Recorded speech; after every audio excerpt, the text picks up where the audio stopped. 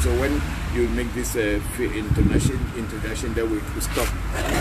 Then we wait a bit, then we start. Then we'll see who will come on. Yeah. Okay, you're live. So you're live. Okay. Yeah, you would speak first. Antonio, introduce yourself. Then we go to Hilario, we go to Alessandra, and then finally it comes to me. Here we are at the Afrikan Magick Temple shrine. Nice. This is my first direct on Facebook. Nice to do it from Accra. Okay, so it's here.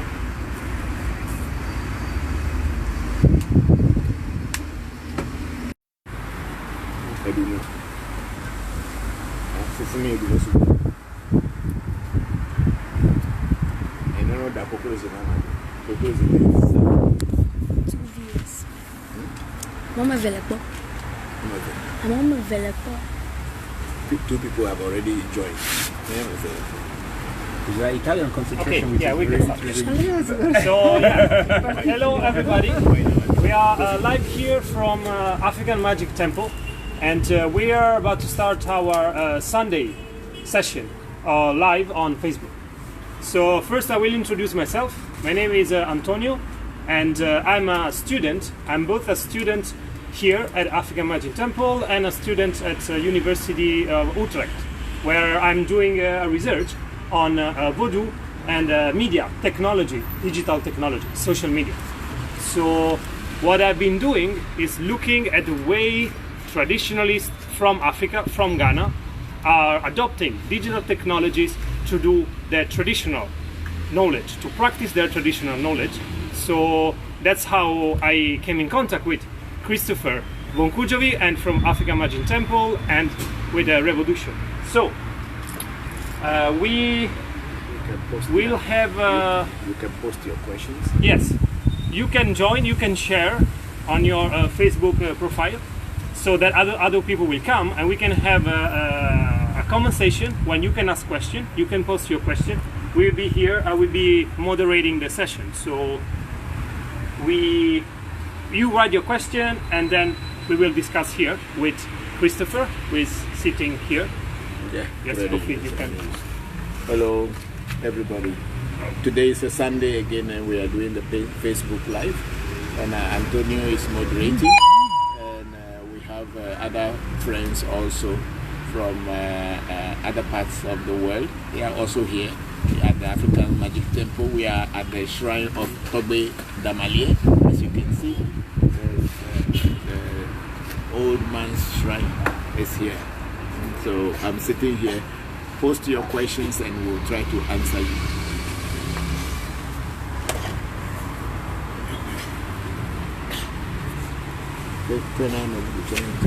Okay, now. Good afternoon, everybody. I hope you're having a good Sunday. My name is Hilario. I'm here in Accra to do a research regarding technological startups, and I'm also interning at Afrikan Magick Temple to learn more about African spirituality and how African spirituality can help the diaspora to heal both psychological and spiritual wounds that are being created because of the separation from the motherland.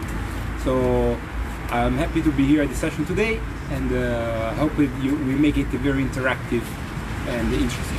Thank you. Good afternoon, I'm Alessandra. I'm from Italy. I met Christopher 2 years ago. I carry on many years ago research. I'm an anthropologist on Voodoo in Togo and Benin, and now I'm here to learn new things with Christopher. It's okay. Have a nice day. Okay, here we are now. Thank you, everybody. So you can post your questions. And if the sound is not good, please let us know that the sound is not good, and we'll find a way to adjust it if we can. But then if we try and we cannot really adjust it, you have to manage and then manage with us and bear with us. But so for now, we are ready. So post your questions, and Antonio will be moderating, and I will be answering your questions. Okay, send it to Antonio. Yes. Okay. So, as Christopher said, you can post your question. Like Kwaku was asking that. Kwaku from where? They have to Kwaku. mention. Yes. They have to mention where they are asking. Kwaku, questions. where are you posting your question? Where are you writing from? Okay, Kwaku speaks Italian. Okay. So he's asking that, yeah, that's interesting. Yeah. So Kwaku was asking, he wants to his ancestors to protect him. Yes, ancestors protect everybody, but then if you want to get direct contact with ancestors, it's not just to say that my ancestors protect me. You also have to put something into it to link yourself with them in order to protect you. And what we do most often when you want to get a direct contact with ancestors is by pouring libation, calling the names of your ancestors and telling them who you are, who your father is, who your grandfather is, and the lineage from which you are coming. And then if you remember the name of any of your ancestors, can be immediate ancestor or could be a long time ancestor, it doesn't matter. Whoever lived in this life and that you are related to on a bloodline and died and went into the other side of the life, that person becomes automatically your ancestor. So you link yourself to that person to continue to introduce you into the other lines that you may know or you may not know. So that first is to get a drink, any kind of drink. Even if you don't have money to buy an alcohol, you can use water. Just a simple water. You call your immediate ancestors, those that you can remember, and then tell them to protect you and to also to link you with the other ancestors, those you may know and you may not know. So you start with that. And then with time, slowly, you will begin to see some changes. If your ancestors are real, you will begin to see the changes. And then another way is to do a reading, to find out about your ancestors, what you should do for them to protect you. And in that reading, you will speak on the money, and then the money will be given to the oracle. You may mention the name of any of the ancestors that you are close to, and that ancestor the oracle will go and contact that ancestor, and then the ancestor will give the feedback through the oracle what you should do so that they can get closer to you and protect you. If I answer your question, or if you have any more, you can go ahead. Yes, and on protection, we are also Heather asking from Florida, how can you protect yourself from an enemy? And there are so many ways of you protect yourself from an enemy. In which way? You have a gun, you can protect yourself. So which way? What you want to know? How can you protect yourself spiritually from your enemy? If you want to protect yourself spiritually from your enemy, then you must do spiritual work.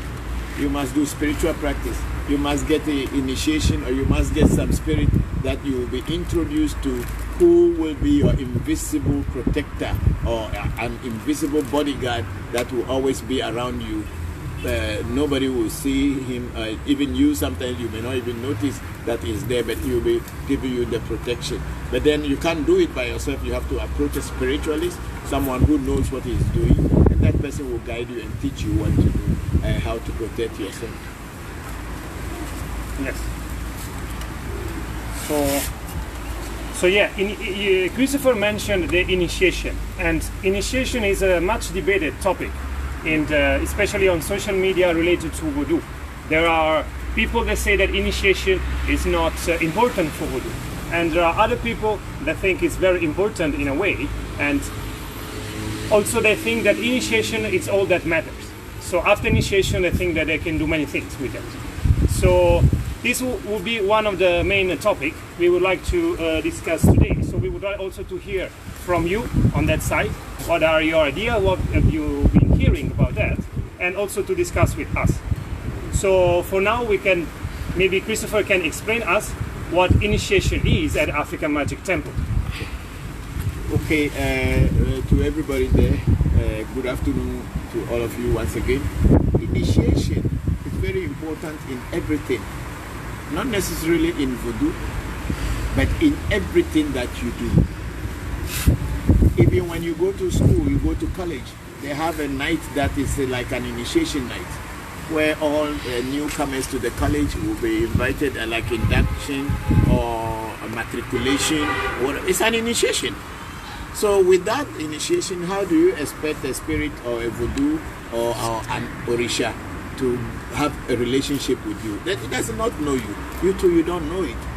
It is through initiation, the rituals that will be done in its initiation is what will introduce you into that spirit or into that spirit world, whereby you are now recognized as a person who they have a relationship with them, and then they can now also look at you like their child, like their brother, like their friend, like their teacher, or someone they can communicate with.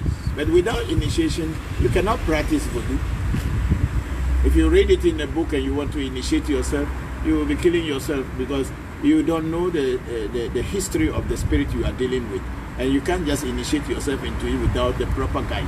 And you will go, it's a whole lot of things will go. I've had students who had done those things in the past by reading things in books, and then they just started practicing, and then later they get a hallucination, all kind of things, and I have to try to correct it for them because they said. We also had a friend who was initiated somewhere in Cuba, but then the initiation they gave him was not proper, and then he thought he could start doing things on his own, and he had some kind of challenges, psychic challenges, and I had to come in to correct that again, and then he is again okay.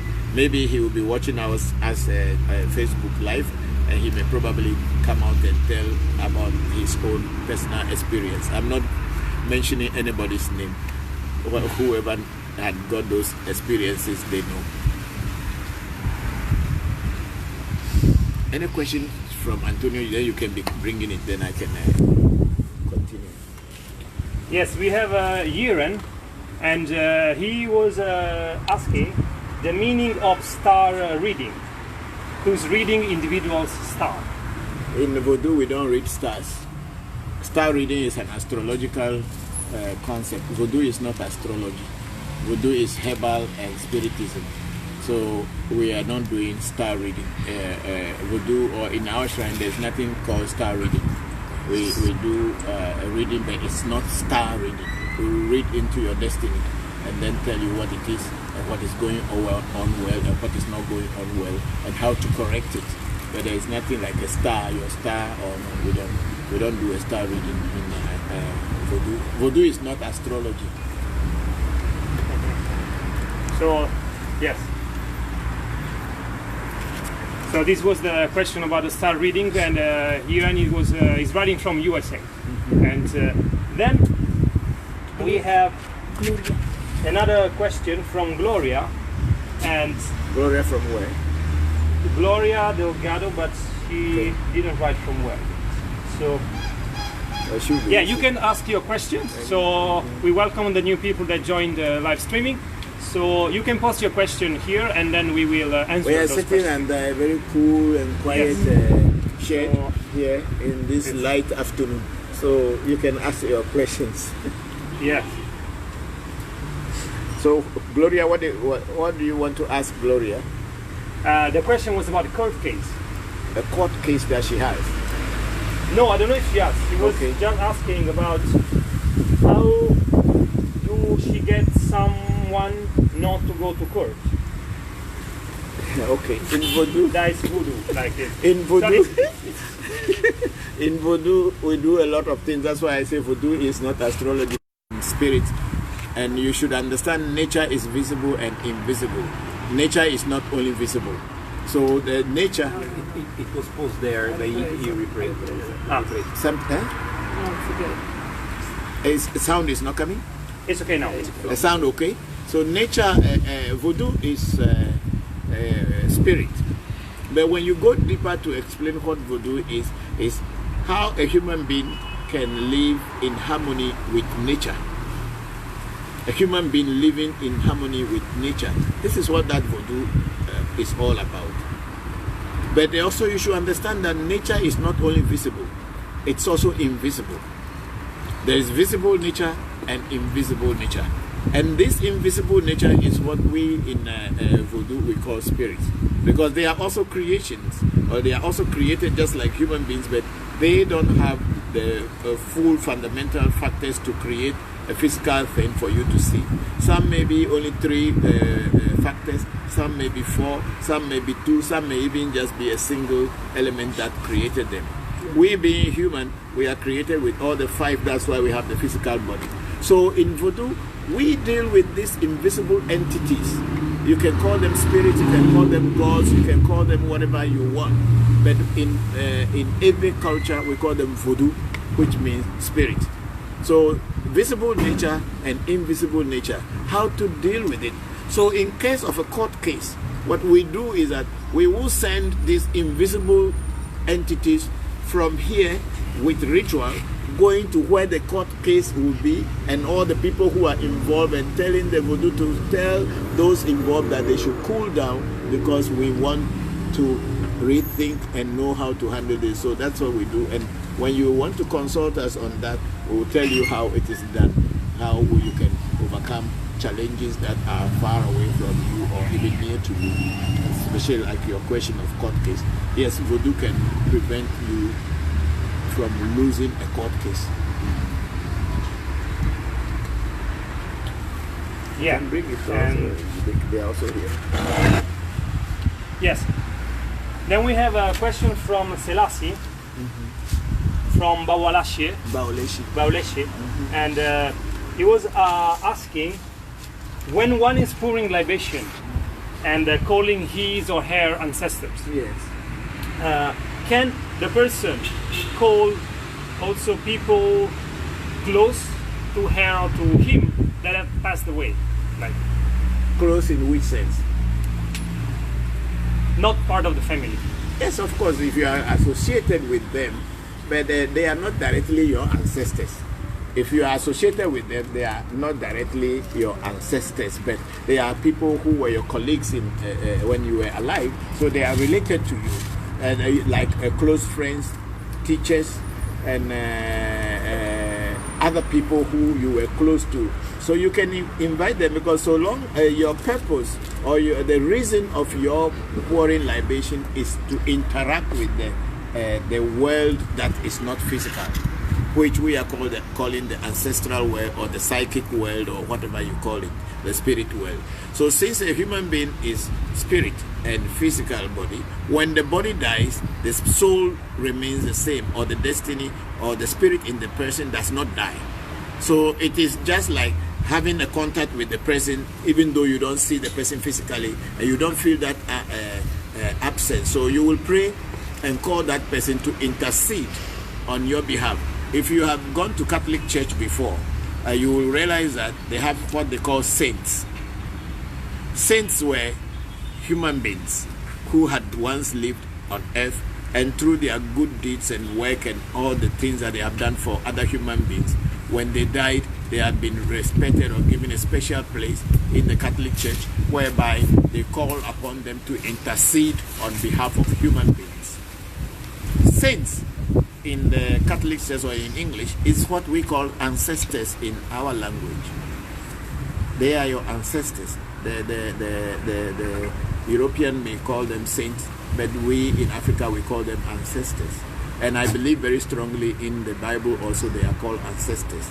That's why when you call upon the God of Jacob, the God of Isaac, God of Solomon, God of that and that, because they are just invoking their ancestors so that they can intercede on their behalf. So you can call people that are close to you so that they can intercede on your behalf. That's why also sometimes you empower them by cooking food for them, to give them more energy, to give them alcoholic drink, to give them energy so that they can have energy in order to intercede on your behalf. So you can call people who are close to you, not necessarily people who are in your blood lineage. Yes, and related to the ancestors, we have a question from Erin. He's from London, and the question is about how do we can better hear our ancestors?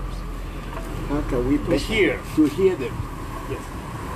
Not everybody can hear ancestor, because if you don't do a spiritual thing and you don't go on that spiritual path of saying that you are doing spiritual practice, it's not everybody who has got the sense of hearing or the sense of clairvoyance to be able to see, or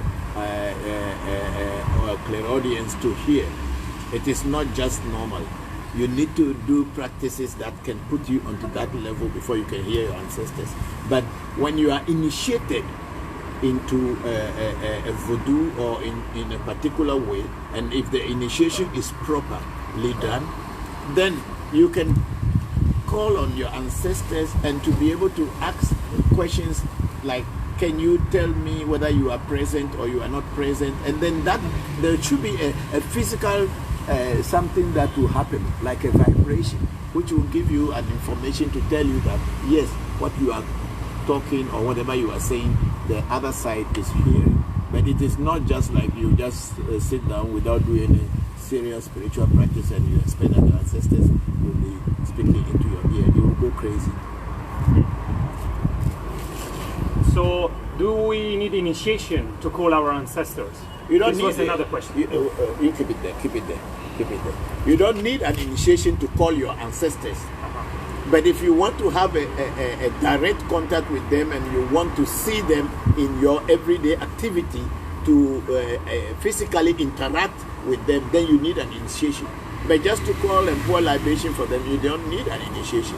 But if you want to have a direct and a physical interaction with them, then for sure you need an initiation to know and to know the way, the guidelines, what to do in order to receive from them directly. But without initiation, you can pour libation. But then, you know, a lot of people walking on the street, we call them mad people. They are talking in the air. Sometimes they are laughing, and they are running away from something. Sometimes they will clap, and we don't know what they are seeing. We call them abnormal people, lunatic, mad people. What it simply means is that they are not in our level anymore. Their mental state has changed. They see things that we don't see. They hear things that we don't hear. And they see actions that take place which we don't see. And they are reacting to that. And for us as ordinary people, being normal people, because we cannot see those things, we call those people mad. But for them, whatever they are seeing and whatever they are hearing and whatever they are saying is real. But if you don't want to be mad, you don't just go onto that path, because you will not know what you are. The people will not know what you are doing, and they will term you as a mad person or a crazy person. Because deep spirituality is not very far away from abnormality. Yes, and then we have a question. Another question. This is on herbs and also initiation. Yes. And the question is about can we use herbs from one's own purification? Isn't that something like self-initiation? So is it dangerous or not? Herbal bath is not initiation. Herbal bath is not initiation. Initiation is more, because in a real initiation, they must exchange something with you and the spirit. Especially in our shrine at Afrikan Magick Temple, when we initiate you, we let you take a seed, which people call paradise seed. Some people call it atakwi, the Yoruba call it atare, and all kind of names given to it, whatever name is given to it. You must, the incantation of the voodoo that you are being initiated to must be pronounced on the seed. And when you swallow the seed into you, it becomes like a SIM card in you, between you and the voodoo. Just like you have a phone. You have all different providers. But the SIM card of whichever goes into your phone device is the one that you will be connected to. So in Voodoo, it's similar to that. When the SIM card of a particular Voodoo is inside of you, then you are connected to that Voodoo, and they will say that you are initiated into that Voodoo. You don't just bath, herbal bath, and say you can tell yourself you are initiated. It's never true. It's a self-deception. But to use herbs just without any guidance, might that be dangerous? No, herbs, it depends on what herbs you are using.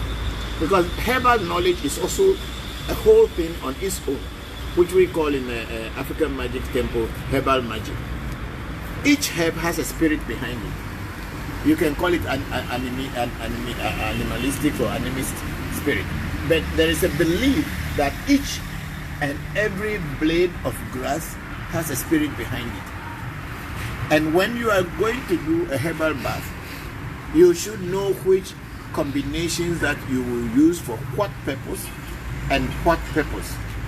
Some herbs are to repel, to send away negativity or send away good things. Some herbs also are to attraction. So if you don't know the combination of these herbs and you unfortunately go and use the herb that will drive away good things from you, and if you start going into trouble, how will you know? Or what will you say? You will say that the person who taught you or whoever, whatever you did is wrong, because you must have herbal knowledge in order to prepare herbs, or you must have someone who has a herbal knowledge to tell you which herb can do what. Herbs don't do everything. Each herb is designated to do certain work, and you must have a foreknowledge of it before using it.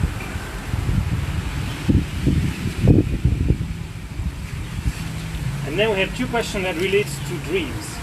One question is how to get clear dreams, and the other is about the relationship between dreams and Voodoo. What is the relationship? Dreams are dreams. Sometimes you dream because you eat too much at night. You dream because you have nightmares. Dream is our subconscious mind being active. So in a dream state, your body is lying down dead, but your spirit is roaming about, moving from one place to another. Sometimes you visit places that you think that you have been here before. Sometimes you visit places that are totally new. And sometimes you are just around where your own environment is. Dreams come in different forms.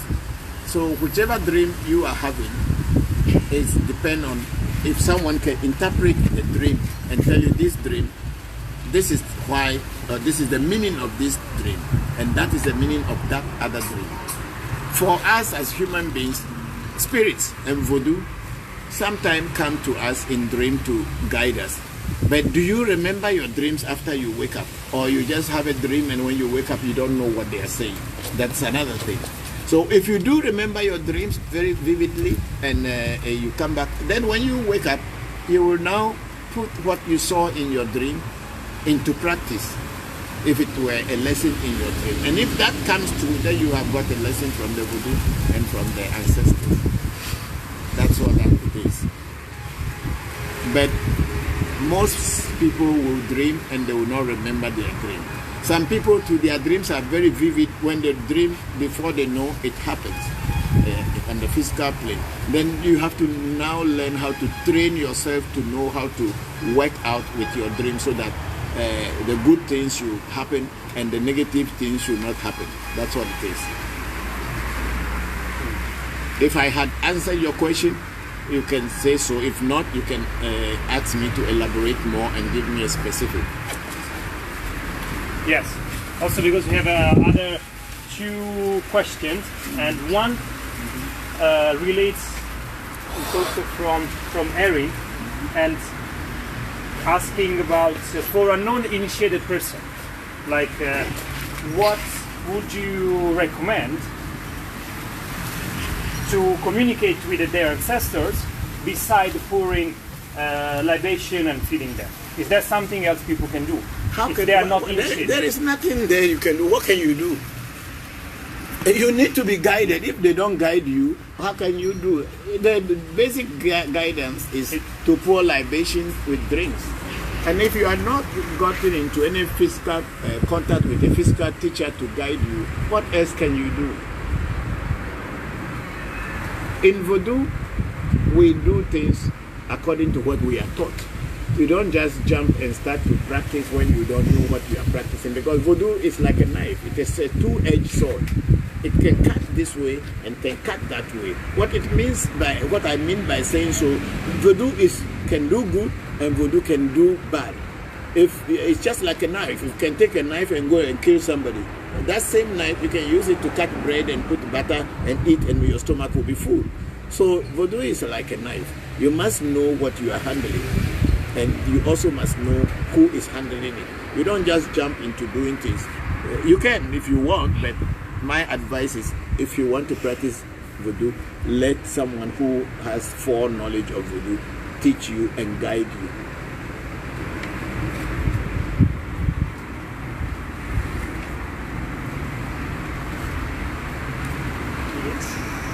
Yeah, meanwhile we have more people joining. Yeah, we have 60 people joining.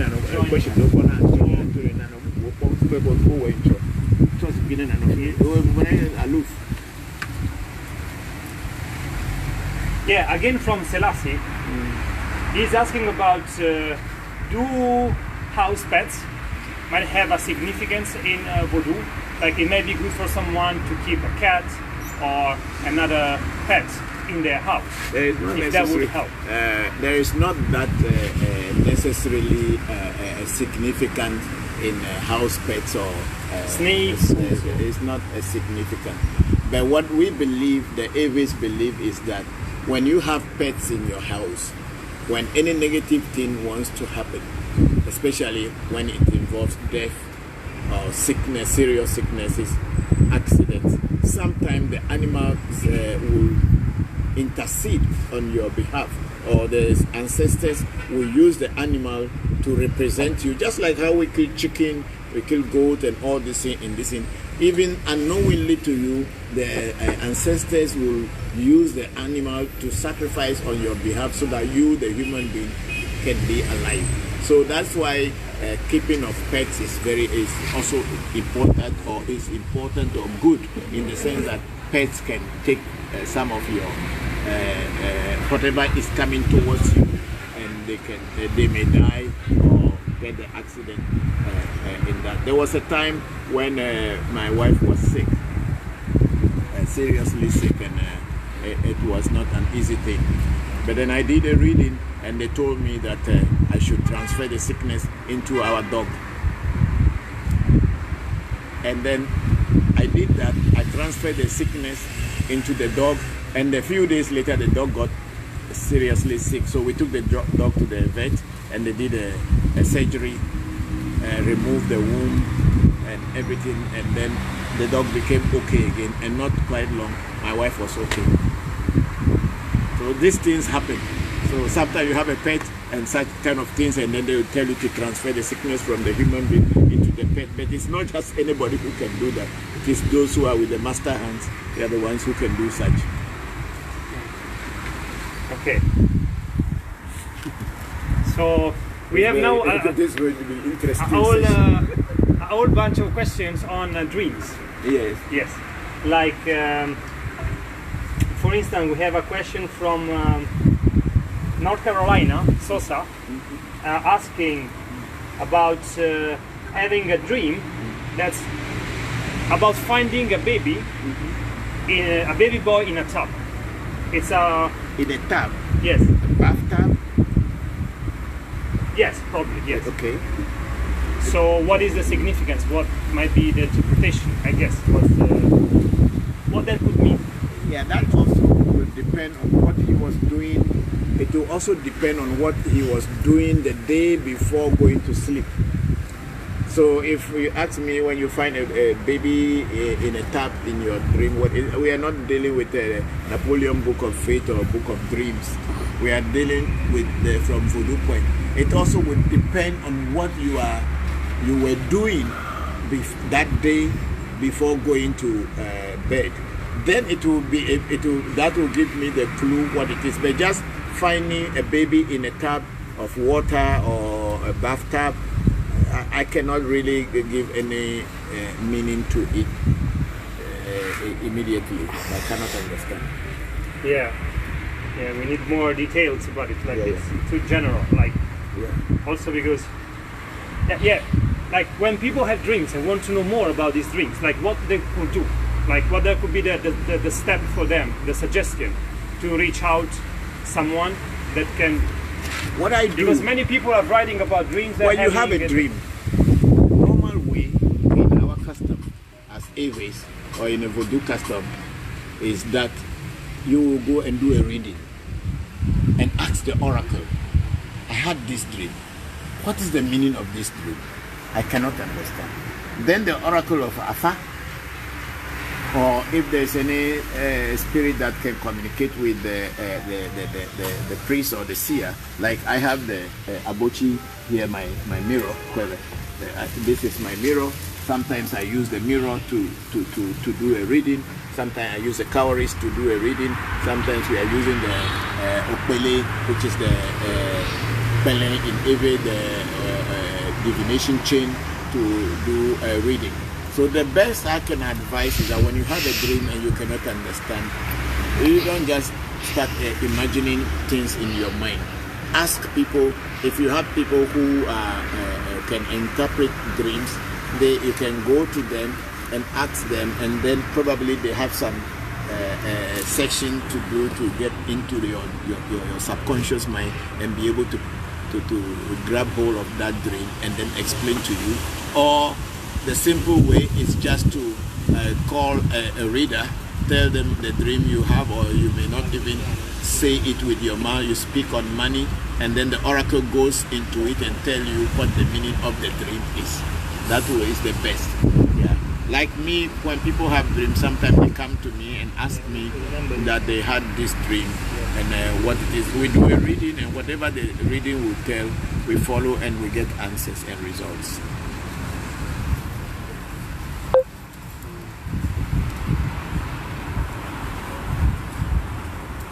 Any more questions? I've done with this dream now. Yes. Someone was asking about the price of the reading. Okay, our reading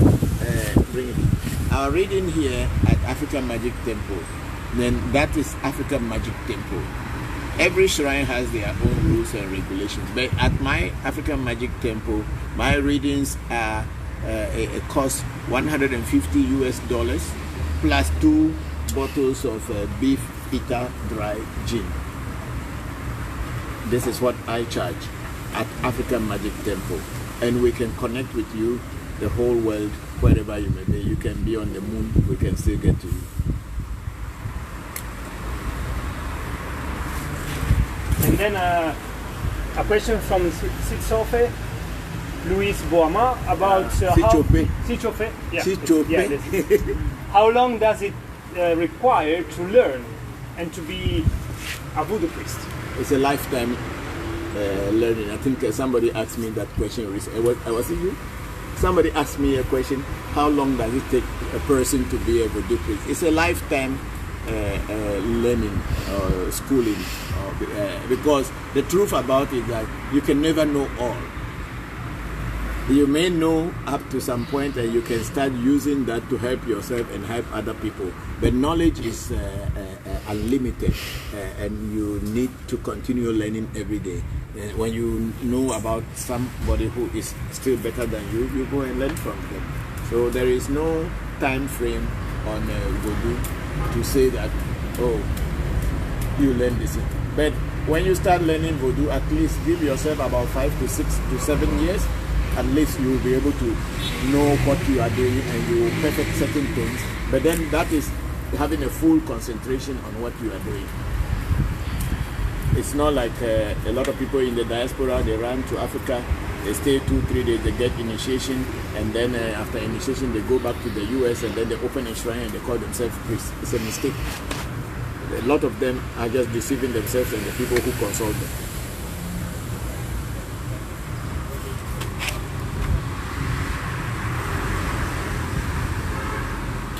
Yeah. then there was a question about if it's possible to get rid of a voodoo that someone gave to you, or someone you had that voodoo and you want to get rid. It's something that is possible. Yes, sometimes that's why voodoo is a very, very delicate path, in the sense that I may have a voodoo in this house who is worrying me, and I cannot really fulfill its ways, or it's not working for me, and I don't like it. But then voodoo is not something you can just throw away, because when you throw it away, you are only throwing away the physical entity called voodoo, but the spirit, you cannot throw it away.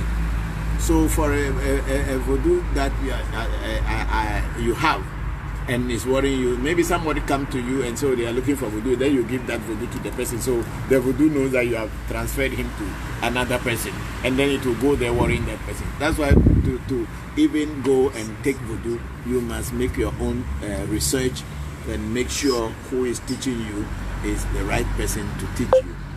When you have a voodoo and you want to dispose of it, you must first know all things about the voodoo, what it eats, what it drinks, and what are its days, and what exactly is its rituals. When you know those, then you can now do all those rituals for the voodoo and tell the voodoo that from today you are moving him or her away from you. It should now go back to where it came from, to you. So you dismiss it. You don't just throw it away because you don't like it anymore. It will kill you.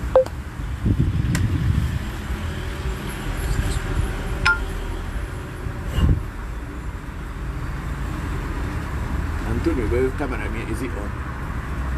Or is it seeing me? Question down the road. Yes. Yeah. And then See, they say there are so many different types of questions. Who will answer them? yeah, now people are also debating about asking if voodoo is a religion or is Voodoo is maybe not it's a religion. That's why so- we don't have any pantheons this in voodoo. Voodoo is not a religion, because a religion. What is religion?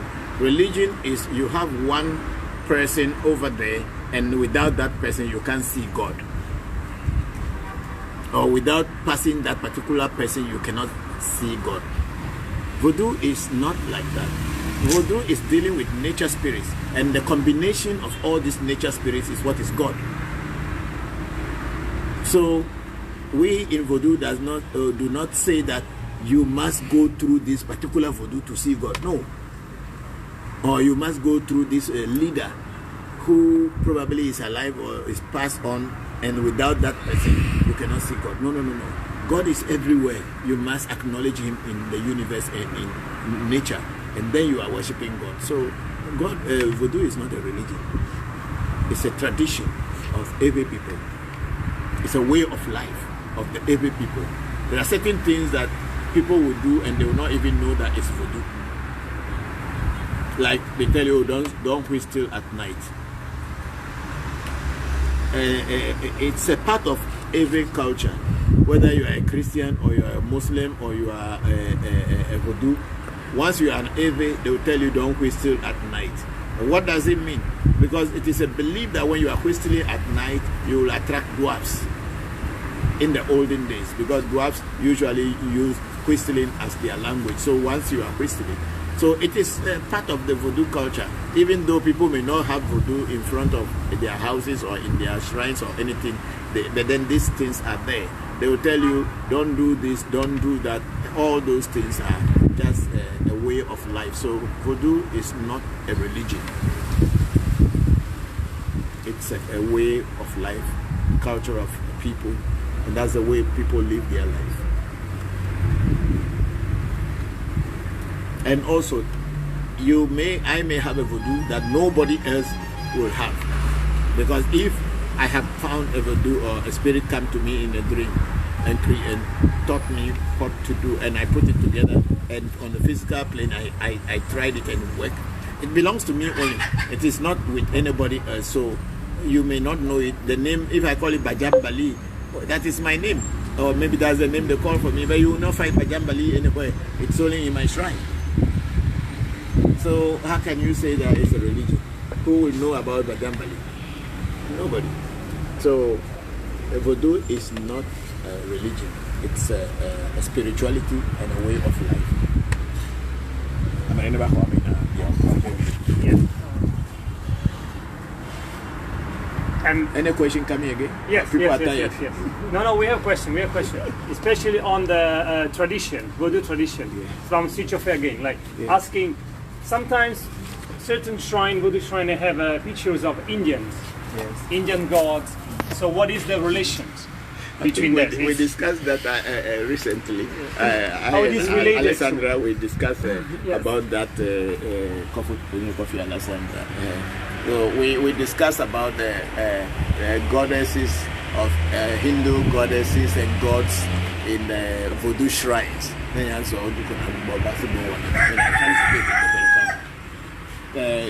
We have goddesses of Hinduism are not Voodoo gods, in the sense that India gods and goddesses have their names, which has been in Hindu religion for millions of years or thousands of years. So when you come and draw a picture of Jasmine in your shrine, or you take a photograph of Durga or Parvati or Hanuman and all these people in your place, and say this is your Manuata that is with you, it's not true. They have Hindu gods and goddesses, and Hinduism and Voodoo does not have any direct relationship. I have spoken about this many times, and a lot of Manuata priests and priestesses were not very happy because I mentioned this thing, that this because they don't even know the names in the Hindu word. They just give some name and told us that this is the God that is the Manuata that is with me. And when you start correcting them, then you see that they start running away from what they are. I mean, a lot of people don't know about spirituality, and a lot of people don't know about the Voodoo. So there's a lot of people who are deceiving people and telling people lies and creating all kind of confusions in the mind of our people. If you take a very deep look at Voodoo, which is Ewe Vodu, we don't have the images that we have. Most of them don't have faces. It can just be a tree. It can just be a mount of this, like this legba. This one is just made in this. Who does it resemble? It doesn't resemble anybody. So just to give a face to it, we made it like that. But spirits can take any form if they like, because they are spirits. So in Voodoo, in reality, the herbal base is only the combination. And if people want to give artistic drawing to it, then that's fine. But in reality, this is a Voodoo. What face does it have? This is a Abochi or Kofito Jabaku. Some people call it Kofi. What face does it have? It doesn't have any face. But that doesn't mean it's not a Voodoo. But then if someone wants to go and draw it and holding some axe or holding some fire and all this, it's up to the person. But Voodoo doesn't have face. So the Hindu gods and goddesses, I think it was an adoption. Our people adopted this because there was one time in Africa when we had a lot of Indian movies. The cinema that used to come to Africa was very cheap, coming from Bollywood. And then in Indian movies, we have all these movie actresses and all these things and kind of thing, because they believe that if you call it, I'm a Hindu, I am Professor Hindu, or I am Hindu, I have Hindu in my shrine, then everybody become afraid of you because of the movies that we have seen in the 50s and the 60s has really had an influence on us. So unfortunately, nobody is using the Chinese gods in Africa yet, because the Chinese also came with a lot of Chinese movies, and we saw all these things where they go to Shaolin Temple and do all kind of practices, and then all demonstrate a lot of physical power. But the Africans were towards Indian movies. That's why we have now used a lot of Indian gods and goddesses to create our world. But one thing also, saying what I have said, one thing also is that spirits from anywhere in the world can come to you and become part of you. When you are practicing Voodoo, Voodoo means spirit, and it is not limited to Ewe or African spirit. Spirit is spirit. So any spirit from anywhere in the world, it could be from the Native Americans, it could be from Spain, Italy, Japan, or anywhere else, could become friends with you and want to be with you. And probably that spirit want to show itself to you in a form. And then when you capture that form, and the form is in the Hindu form, yes, you can do it. But I have had a lot of challenges with many Voodoo priests and shrines, why they kept using Indian goddesses, and they don't like me for what I have been saying. But for me, yeah, I have been a Hindu priest in Tantra for many years, and probably that's why I know the differences, and that's why I can tell about this. But how many of our African Voodoo priests who knows what is a Hindu priest or what the Hindu gods are? They just want to use this to sometimes to frighten people. But when the god has about 10 arms, people have never seen that kind of thing before, and then they are afraid. Or they see a goddess sitting on a tiger, and they see a goddess sitting on a tiger with knife, with 4 arms. Then people see that drawing, they become afraid as if that is the god inside their room. Or some people even will go to the extent of making it in front of their shrine, whereby the god will be holding knife. He has about 6 hands. No. What it means in Hinduism simply is that when you see a god with 1,000 hands, it's only telling you that God, the creator, the universal father of everybody, has millions of hands. He can be beating someone here and at the same time pacifying somebody, and they can only use that kind of form to show it to the layman, and in those days to tell them that God has a lot of hands and can use them at the same time. That doesn't mean that God is growing hand like the way they put that pictures there. They are just figuratively, they are just telling you that God can do anything at any time. It is not limited to like human beings are. Yes, next question.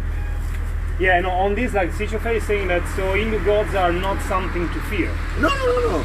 And another question from someone else is about what do you think about Satan and Lucifer? Thinking about other traditions and other names people use in other places.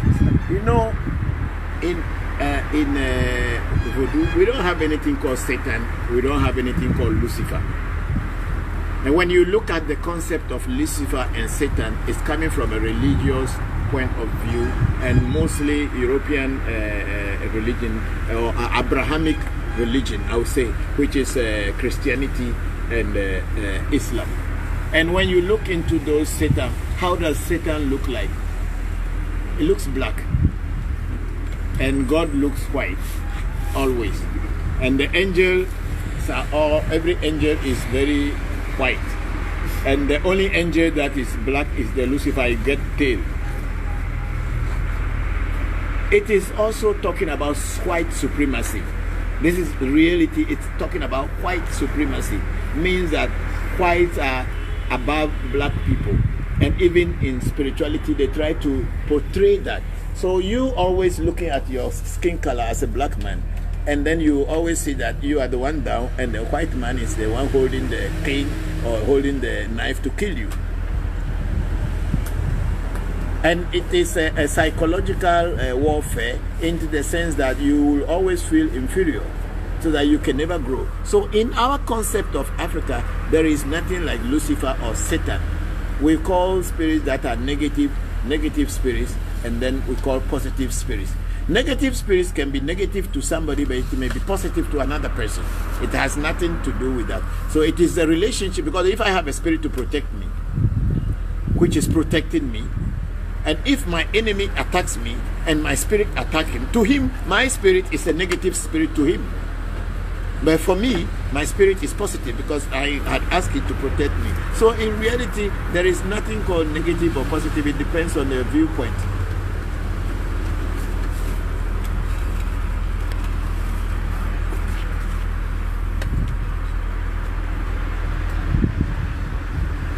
So also, on this idea of like the negative and the positive, there are also certain assumptions people have about voodoo, and also certain traits of voodoo that people ask and wonder about.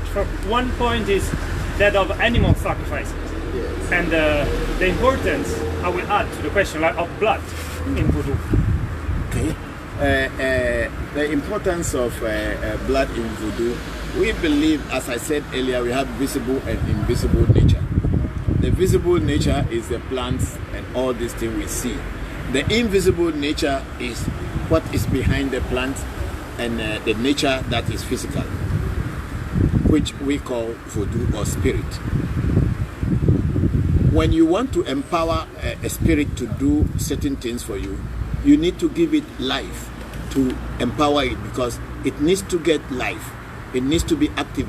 It has to perform something on the physical plane. So blood gives power and life to the spirit. But unfortunately for the world is that a lot of people think that it's only in voodoo that animals are killed.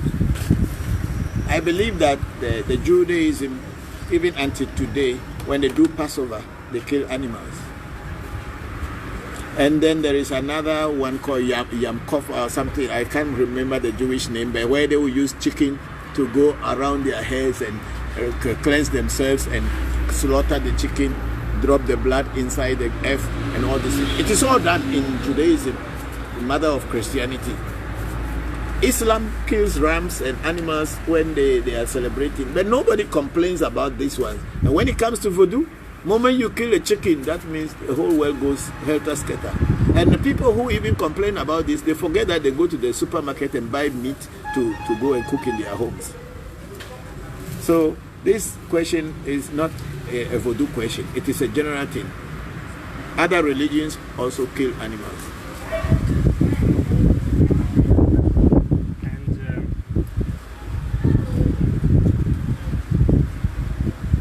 Yeah, and then is the knowledge of voodoo. It's sometimes people, I mean, many people are interested in that, so they start going around buying books, reading online. So is there a book for voodoo? And what is because we have a book for Christianity, we have the Bible, and Islam you have the Quran. So Yes. what about voodoo? Voodoo, nature is our Bible. It cannot tell lie. In voodoo, what you see in the world, the nature, the universe, the creation is your Bible. What book do you need? It's the true book of God, because when a corn is growing, you know it's corn. Nobody's going to tell you that this is called corn. So nature is the real book of God. Because God is nature and nature is God. So the real book of God is not what somebody has sat down in his room and say, oh, God told me to write this. You go and get a soup, let's say a light soup. If I'm talking about African people, buy a light soup, pepper soup, and use it to pass through your nose and see what will happen to you. Because God has created that your mouth is where you put soup through and it enter your body. That is natural. Nobody should tell you that it has to go through the nose. If you do it, the answer will be there for yourself to experience. So the nature is the book of voodoo. We don't need any book to tell you what God is saying. If rain is falling, you will see it falling. When the sun is shining, you will see it shining. So you can't say there is any other better or book of truth than nature. So books that have no facts and they complicate themselves, they will say one thing here and say another thing somewhere. Is that what you call the truth? Nature will not say one thing here and say something different. If it is winter in winter, it will be winter. Yeah, and then because people are reaching us from many different places. Yes, like for instance, there was someone from Chicago. Yes. And was asking, there's some place in Chicago Yes. where the person could go, like For voodoo? for voodoo. Oh, definitely there will be a place, but I am not connected with all voodoo people in the world. I am connected to my shrine and to my children. So if that kind of question, I cannot answer, because definitely everywhere in the world there will be someone who practices something. And voodoo does not necessarily have to come from Africa. Because when you go to America, the Native Americans, what they are practicing, if we will call it in our language, we will say they are practicing voodoo. If you go to Japan, when people are practicing Shinto, if we want to say it in our language, we will say they are practicing voodoo. When we go to China, and when the Chinese are killing animals for their gods and pouring libation and then giving them food, if we want to say it in Ewe, we will say voodoo. They are doing their voodoo. So voodoo is not limited, or is not necessarily an African origin only, in the sense that voodoo means spirit. So wherever people deal with spirit, especially invisible spirits, that is what is voodoo. So you can always find people who would deal with voodoo in your own area, according to the nature and culture of the people. It should not be that the Ewe way of voodoo is the only way of voodoo. Everybody, India voodoo is for Indian people. That's what the Ewe will say. Oh, they say, oh, this man went to India and got some voodoo from India. What do they mean? Means you went and got a spirit from India and you are coming to use it. So India voodoo. When I came back from Ghana, I came back to Ghana first with this bangle, and people didn't know that this is my own spirit. And in my village, people were saying that I went to India, and when I came back, I brought this one. That's why I'm protecting my brothers. That I got something from India. They didn't know that it's a typical everything that I was doing. So voodoo is everywhere. You can surely get people. It does not. The person does not need necessarily to be a black person. It could be an African American. It could be a Hispanic. It could be a Native American. It could be a white man, a white woman, from everywhere. But then, if the person is dealing with a genie, which is spirit in Arabic, and we call voodoo in our Ewe language, and the British or the European call it a spirit. So whoever is dealing with nature spirits and is already a voodoo priest. Hilario, you understanding what I'm saying? Yeah. Thanks for your question. We have a bunch of questions about the afterlife. Like, for instance, Stefan, he's writing us from Grenada. Grenada, yes. In the Caribbean. Yes. So he wants to know, what if he has a spirit and the spirit is serving him? So what happens when he dies? Will he have to serve the spirit also in the afterlife? There's nothing like you said. And then also this brings us to the point of the afterlife in voodoo. Okay, so a lot of times people make this mistake, and also it is out of fear, or to create fear in people, that and it also came from Christian base. It came from Christianity or religious base, that when you have a spirit working for you in this life, when you die, you will go and be serving the spirit. It's not true. That's a lie. Spirits are just beings like us. You and them are partners. You are not serving the spirit. You are partners. They are in the psychic world, and we are in the physical world. And we partner with them, so that what we cannot see in the psychic plane, they will see it. And what they cannot do on the physical plane, we will do it. And we are all working towards the greatness of that creator called God. So there is nothing like you are serving a spirit. You are just a partner to the spirit. The spirit cannot come to somebody and start talking like the way I am talking. But if I am an extrasensory perceptive candidate, where I can pick vibrations and translate them, so the spirit will work through that for me to be able to translate it. And the same thing when someone dies. The body only dies. The soul does not die. The spirit does not die. The esse doesn't die. So I channel dead people. When people die, even many years, I can channel them through my mirror and then the people will talk to me, and I'll translate to you. I will not be with you. I have not seen you before. I have never seen any of your family before, but I'll be able to tell you the names of the family members and the people who are trying to communicate with me. And I'll give you details and even give you locations that I personally, physically had never been there, but I'll give you all the locations and you can confirm them. So you don't, when you die, in our Ewe belief is that you go back to your ancestors and then you will be born again at another time. So the spirits that you came into this world with will go with you, so that when you are being born again, they'll be born with you so that you continue doing your work. So there is no way I have known that when you go and you die and you go into your ancestors, you are going to go and be serving in a spirit. That's a Christian and a religious this thing. It's not true. Yeah. Yes. Thanks again for your questions. We have now. I'm trying to condensate because we have many questions.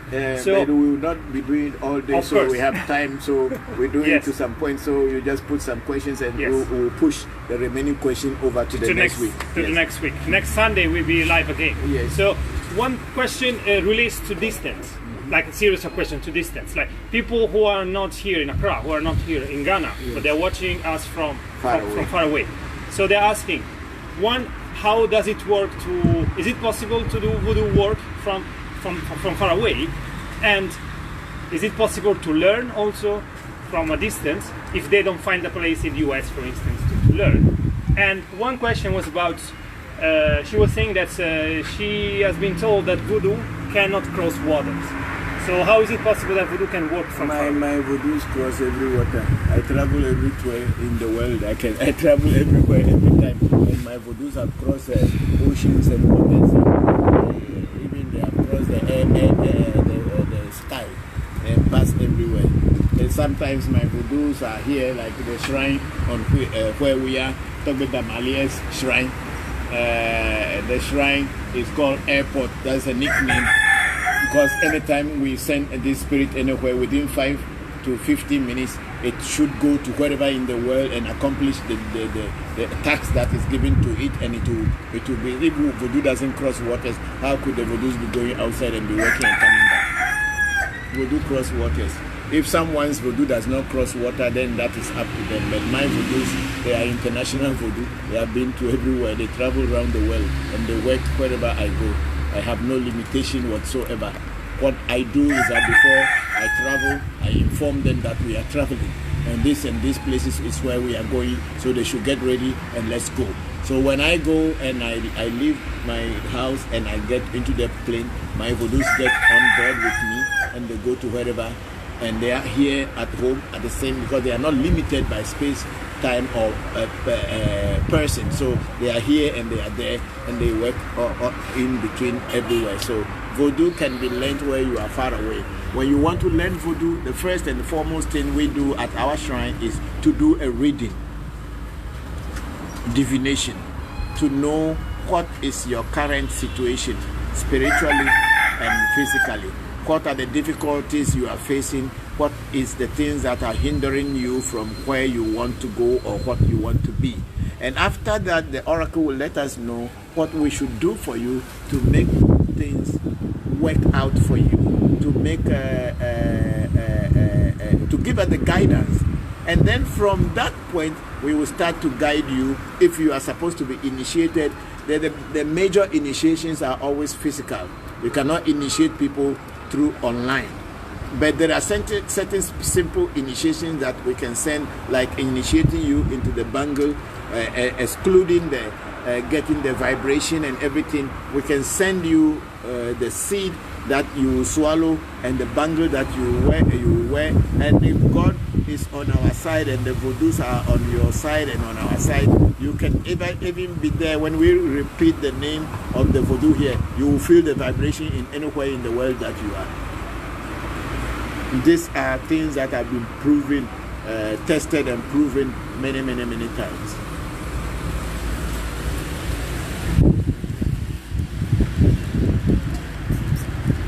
Yes, more people are joining. Like, so let's go until where. Give Yes. a time limit where we will stop. How far? Yeah. How many minutes have we gone so far? Almost I 1 hour. think more than an hour. Yeah. Yeah, we Maybe can an go hour. on forever. And So- check whether Senna and Pele are following.